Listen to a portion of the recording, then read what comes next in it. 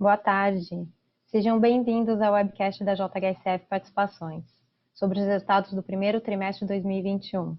Estão presentes hoje conosco o Thiago Alonso de Oliveira, o diretor-presidente e financeiro, eu, Mara Boaventura Dias, diretora de Relações com Investidores, e neste trimestre tenho a honra de ter presente conosco o Alan, intérprete de Libras, com o objetivo de aumentar a acessibilidade das nossas comunicações. Informamos que a apresentação será gravada e que todos os participantes estarão apenas ouvindo.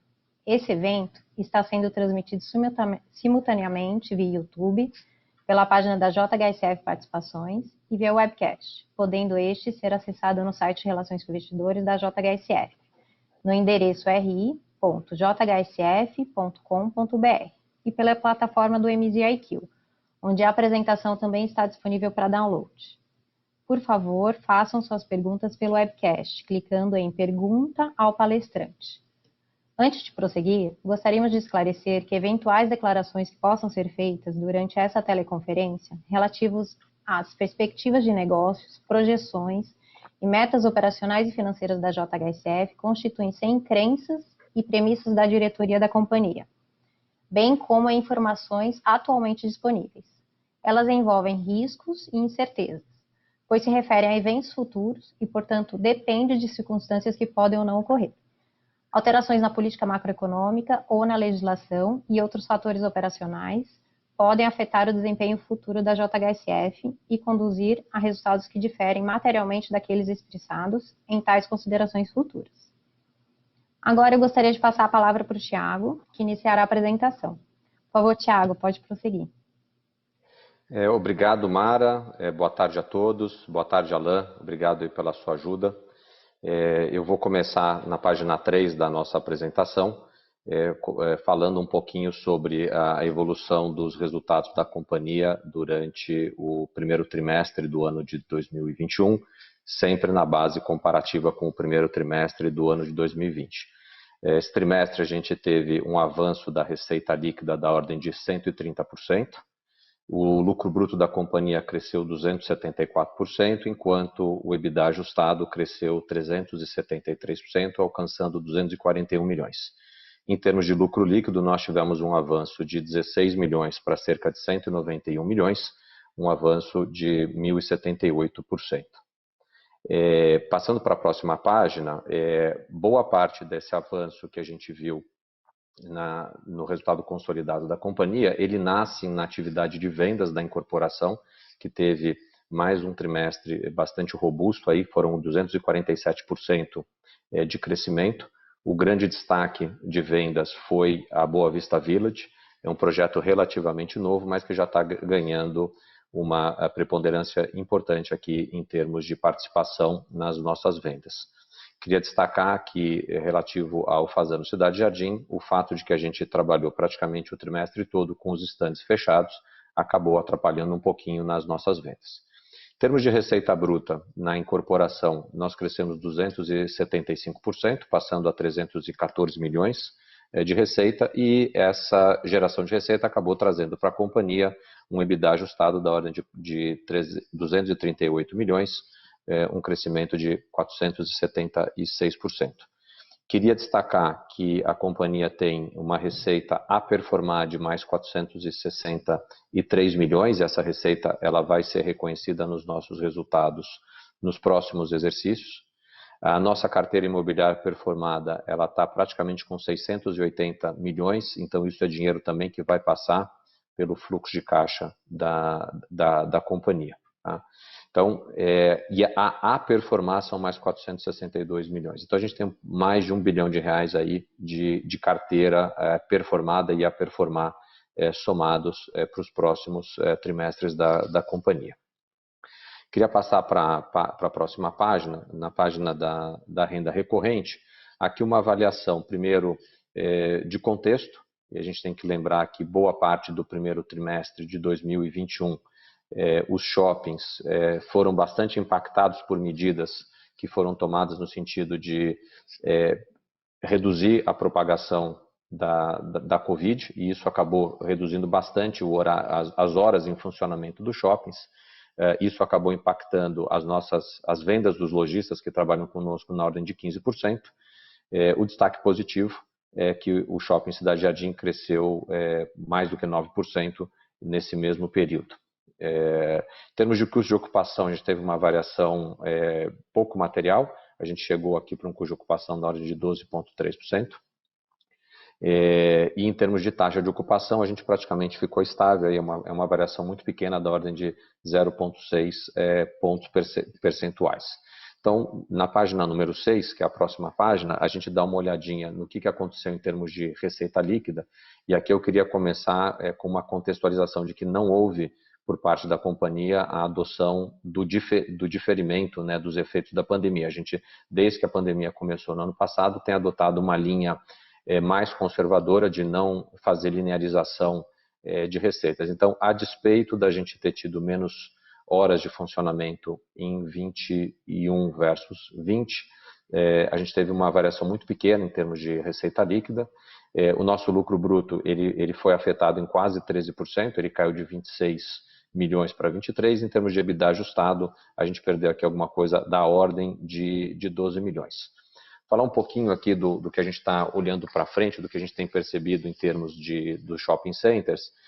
Toda vez que existe uma flexibilização e uma volta a um ambiente mais normal de funcionamento, a gente tem percebido uma recuperação e muito rápida, tanto de fluxo quanto de vendas. Eu acho que a gente teve a oportunidade de vivenciar bem esse fenômeno no quarto trimestre do ano passado, e o que a gente está começando a perceber agora nos primeiros dias de maio, já fruto de uma flexibilização maior no funcionamento dos shopping centers, não difere muito daquilo que nós vimos no quarto trimestre do ano passado, quando a gente até teve um trimestre melhor do que o quarto trimestre de 2019, quando ainda não existiam as restrições da pandemia.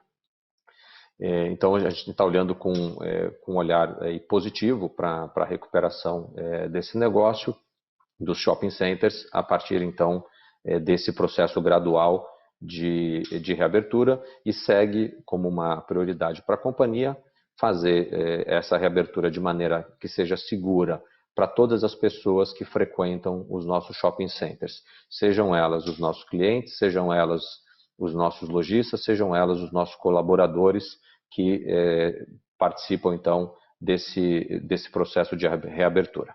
Queria pedir para a gente passar para a página número 7 aqui da apresentação, falar um pouquinho de hospitalidade e gastronomia.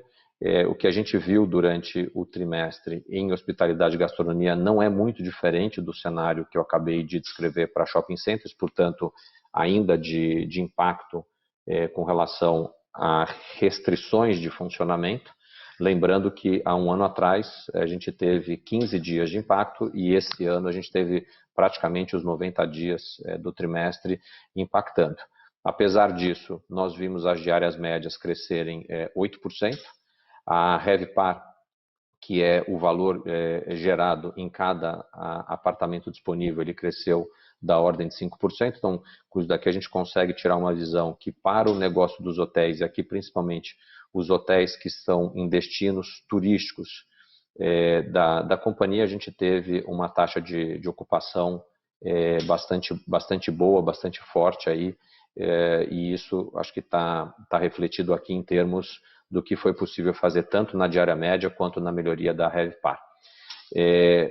Já o setor de restaurantes, ele teve um impacto adverso, com menos horário de funcionamento e com mais restrição, principalmente nos shopping centers, houve uma queda de 17% no número de couvert vendidos, e o couvert médio ele caiu em termos gerais na ordem de 4%. Essa queda do couvert médio, a gente associa ela à redução de refeições de jantar, onde é mais comum ter o vinho acompanhando a refeição, e isso acaba puxando um pouco para cima o couvert médio, e principalmente os jantares foram mais impactados em termos de redução de funcionamento.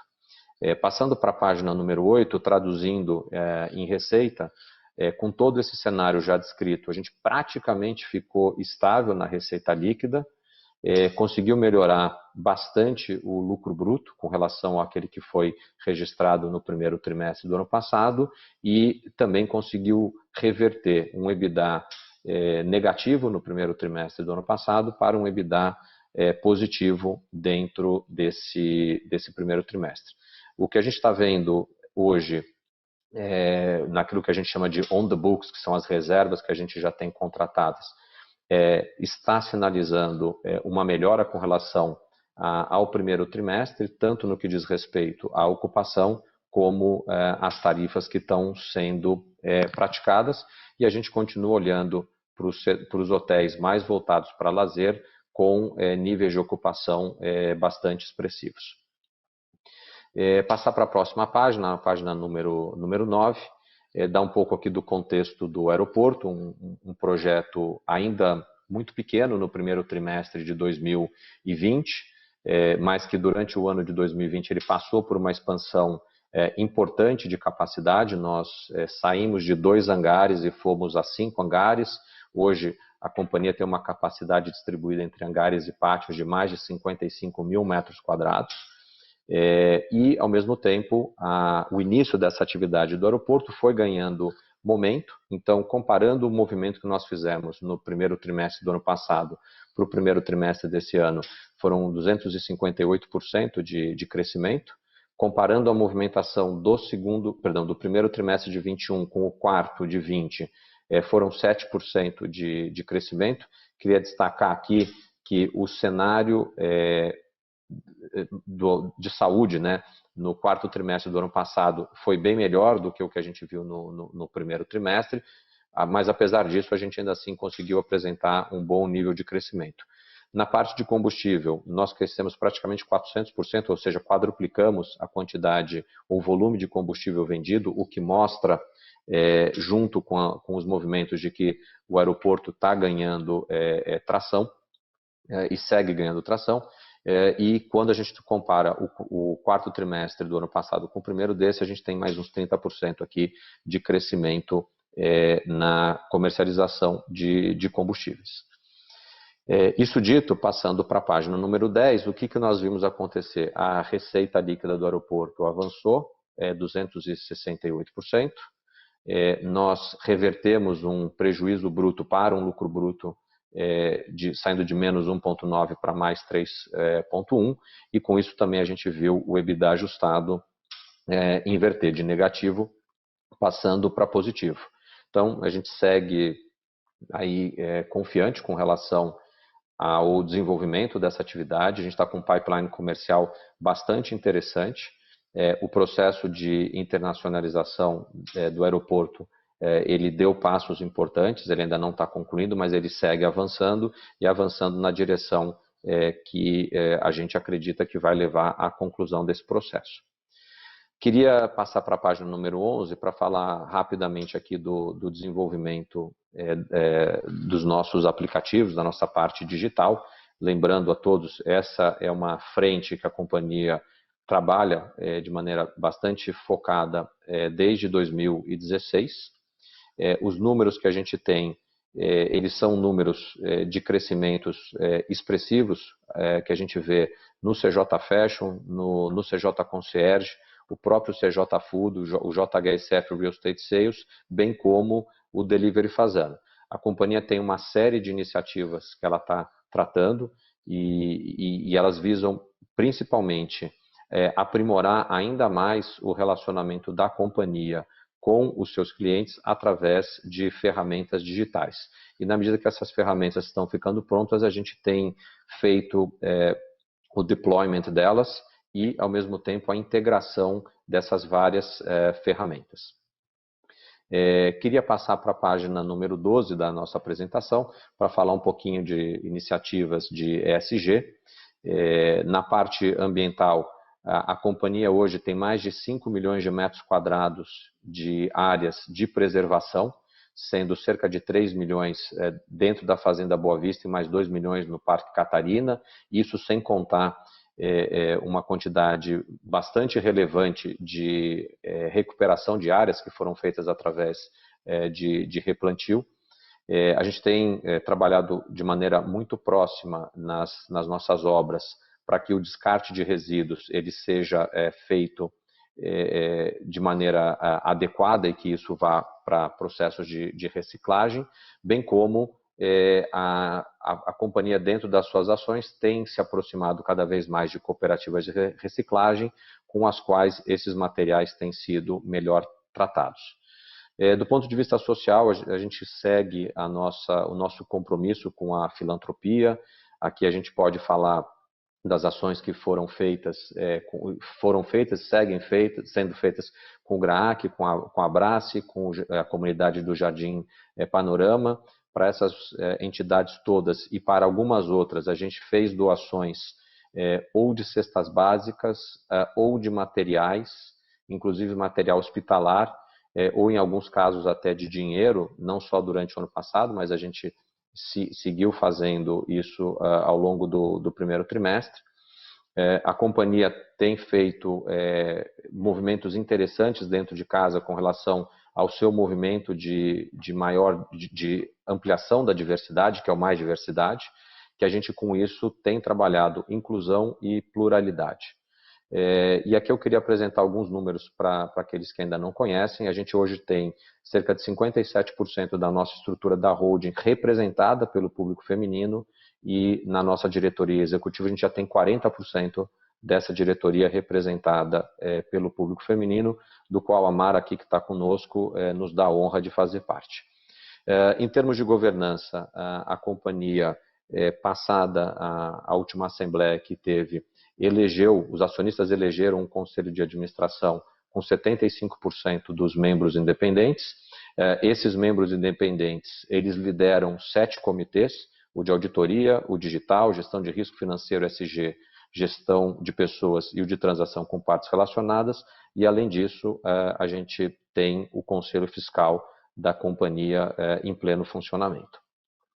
Passando para a última página da nossa apresentação, antes da gente entrar na parte de perguntas e respostas, queria fazer aqui só um resumo, então, do que foi o nosso primeiro trimestre. Crescimento de 274% do resultado bruto, o EBITDA ajustado consolidado cresceu 373% e o lucro líquido consolidado 1.078%. A incorporação segue bastante saudável, com crescimento de vendas, com crescimento de resultado bruto, com crescimento de EBITDA ajustado, crescimento de carteira de recebíveis e com crescimento também de receitas a performar.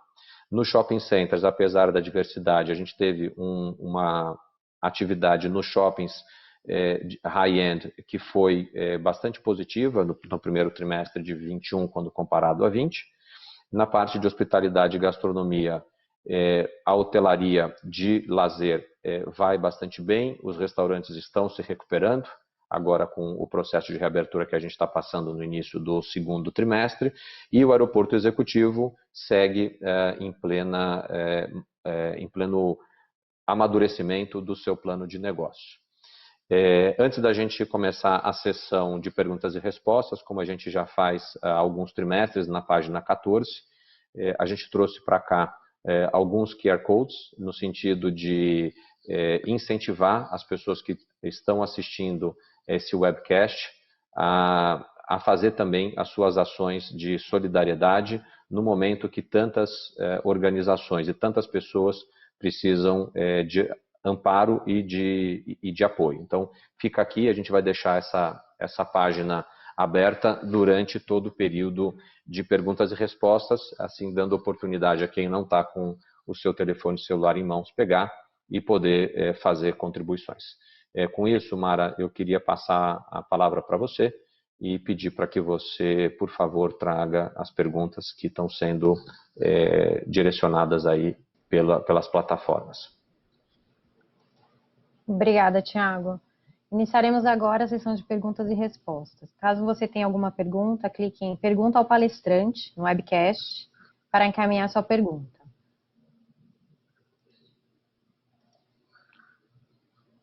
Tiago, começar pelo aeroporto, tem algumas perguntas e basicamente elas são sobre como a gente está vendo agora o 2T, a expectativa que a gente tem com o negócio e a internacionalização, o que falta e, enfim, o timing para a internacionalização. Tá bom, eu vou começar pela parte de internacionalização. É difícil a gente colocar de uma maneira assim muito fechada e hermética o que falta. São vários órgãos de governo que têm a participação nesse processo de internacionalização do aeroporto. A gente tem 2 órgãos que ainda faltam concluir algumas inspeções que precisam ser lá feitas, então, para a gente ter o avanço que quer fazer.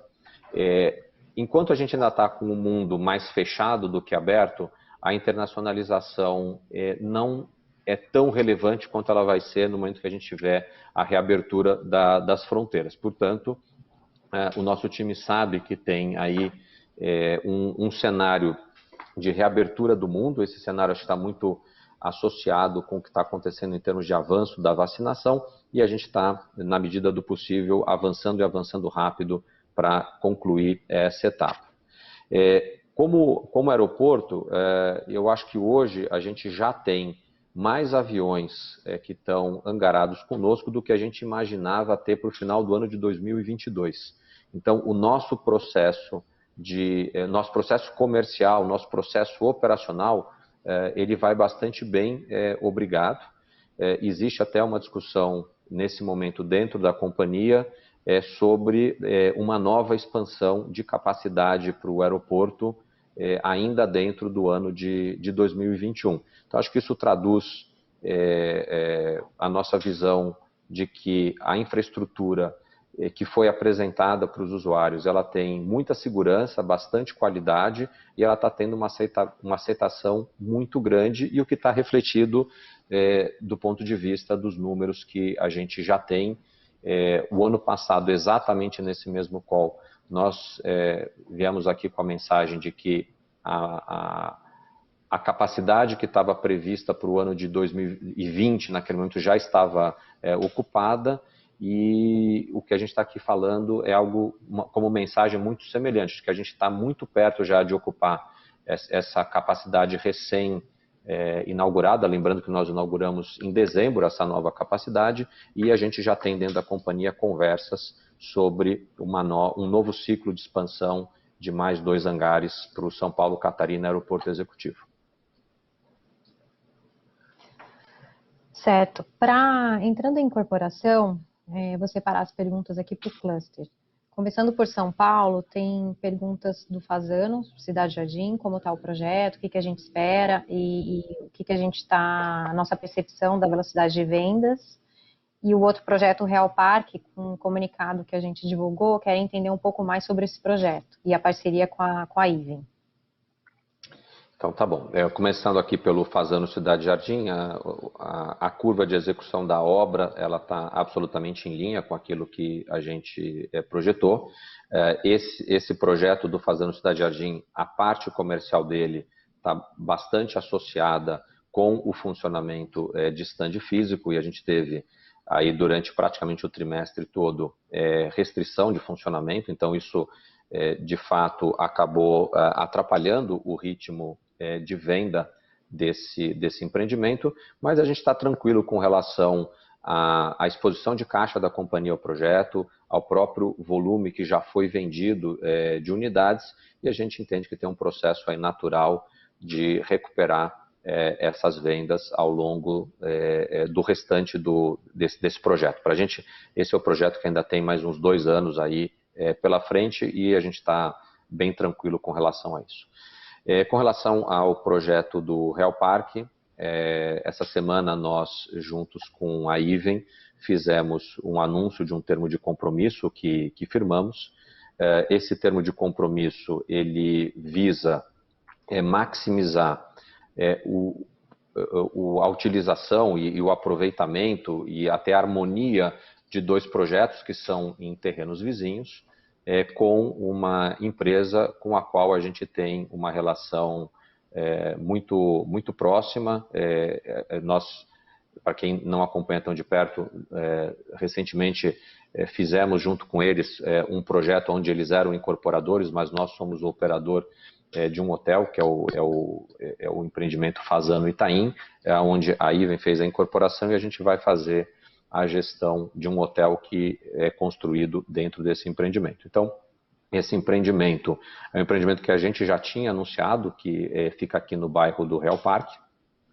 É um empreendimento residencial com shopping center, que é um tipo de desenvolvimento que a companhia teve bastante sucesso com o Parque Cidade Jardim e que a gente pretende replicar a 2 minutos de carro de onde fica o próprio Shopping Cidade Jardim e o empreendimento Parque Cidade Jardim. Então, é uma parceria de duas empresas que estão olhando entre si como mutuamente cooperarem para maximizar a qualidade do projeto e, por consequência de um projeto de boa qualidade, a gente conseguir entregar um bom produto para os nossos clientes. Obrigada, Thiago. Indo para o cluster do Parque Catarina, a gente tem uma pergunta aqui sobre quando que a gente pretende lançar, se ainda esse trimestre ou esse ano, o Resort e o Catarina Town. A gente está avançando e avançando bastante bem a parte do Master Plan do Parque Catarina, e assim que a gente tiver com esse trabalho concluído, então a gente vai conseguir trazer com mais precisão aquilo que a gente está esperando em termos de datas. A gente segue comprometido em fazer isso ainda dentro desse ano, e então espero até o final do ano a gente poder fazer o anúncio. Tá indo para o Boa Vista. O Boa Vista atual, com aquecimento de vendas, a gente espera vender, aumentar, a gente consegue aumentar mais preço, né? A gente consegue repassar preço, e também o Boa Vista atual a gente consegue vender mais lote, então aumentar a demanda de lote. E o 3, o terceiro terreno na frente da Fazenda Boa Vista, se a gente já tem projeto pronto, com esse aquecimento das vendas, a gente pretende acelerar o lançamento desse projeto. Então vamos lá, que dá para a gente contar uma história só aqui. A Fazenda Boa Vista é um empreendimento que teve uma atração comercial muito grande em 2018, 2019, 2020 e segue agora em 2021, mas ele é um empreendimento que é finito.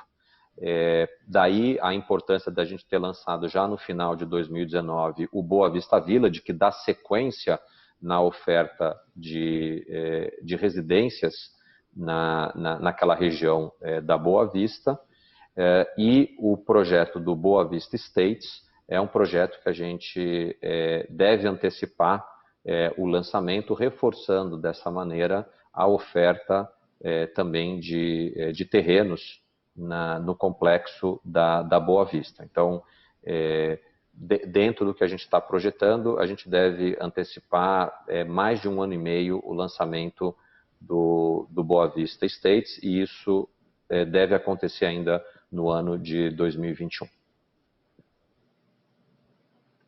Ótimo. Indo para o segmento de digital, tem uma pergunta se a gente tem algum plano de consolidação dos apps, ou se tem um plano de lançar outros aplicativos.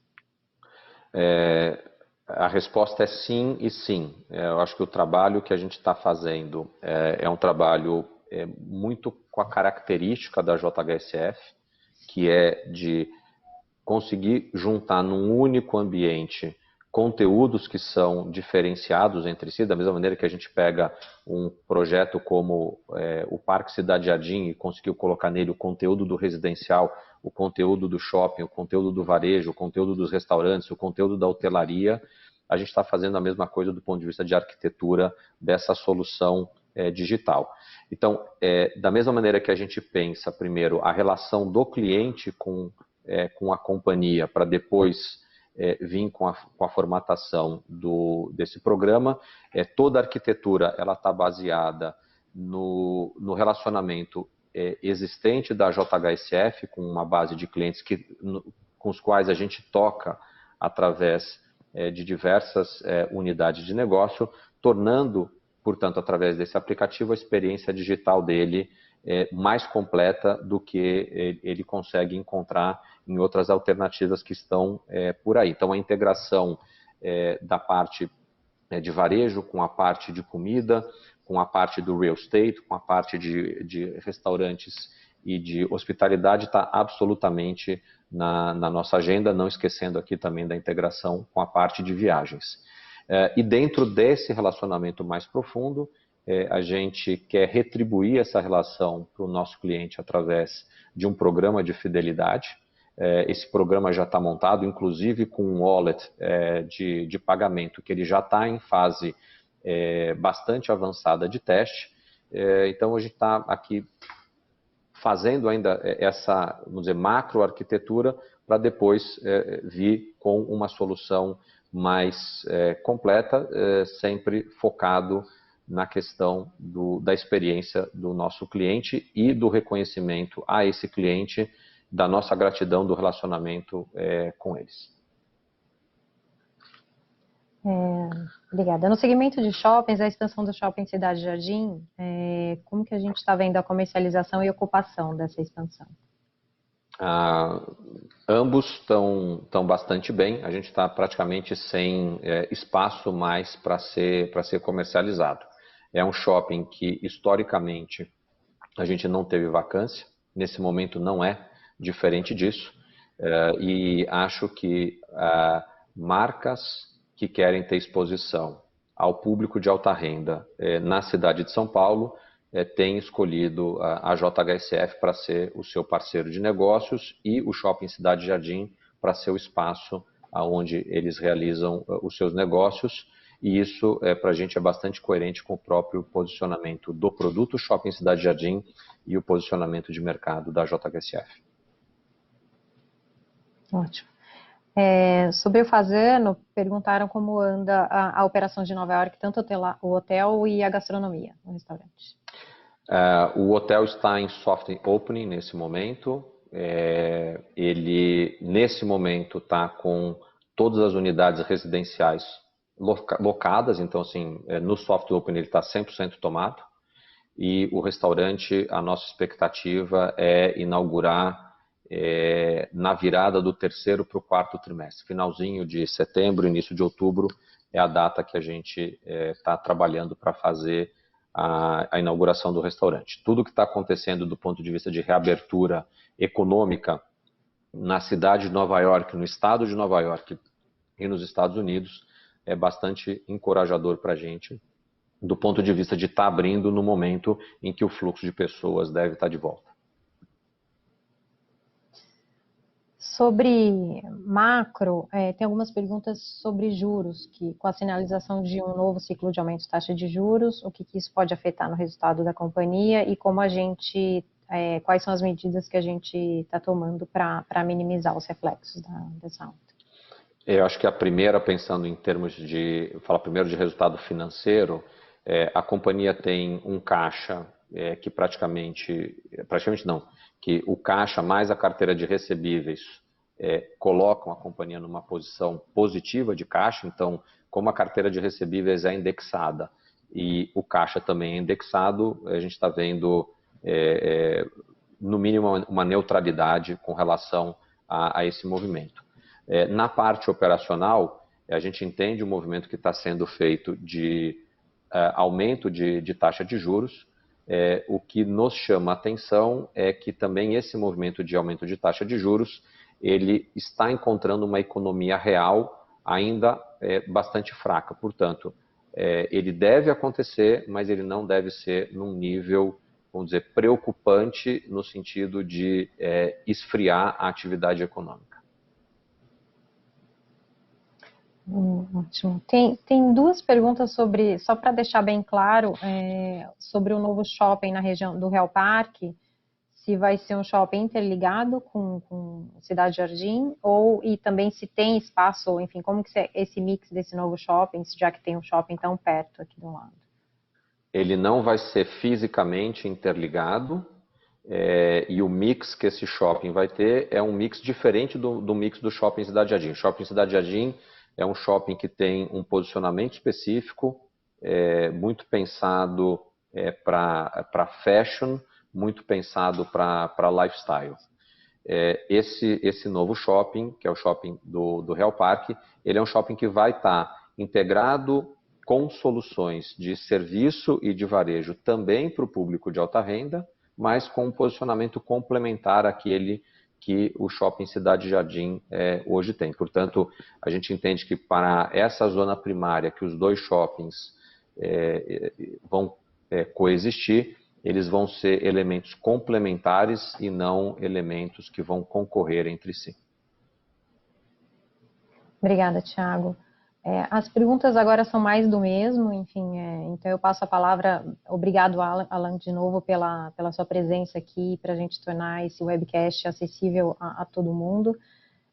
Thiago, obrigada pela apresentação, passo a palavra para você finalizar.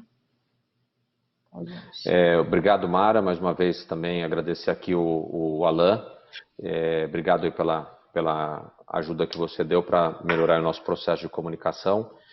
Antes da gente encerrar, eu queria deixar duas mensagens. Na primeira, se por acaso você assistir esse vídeo num horário diferente do ao vivo, fique à vontade para entrar em contato com o nosso time de relação com investidores através do ri@jhsf.com.br ou então do telefone em São Paulo 011 3702 5473. Queria, em nome de toda a administração, agradecer os nossos parceiros de negócio, agradecer imensamente o time de mais de 3.000 pessoas da JHSF, que segue acordando cedo, indo dormir tarde, com um propósito muito claro de levar qualidade e excelência para os nossos clientes especiais. Queria agradecer a todos vocês que nos assistiram até agora e mais uma vez, Mara, obrigado pela organização desse webcast. Obrigada. Encerramos hoje a teleconferência do primeiro trimestre de 2021. Obrigada a todos, estamos disponíveis nos canais de RI.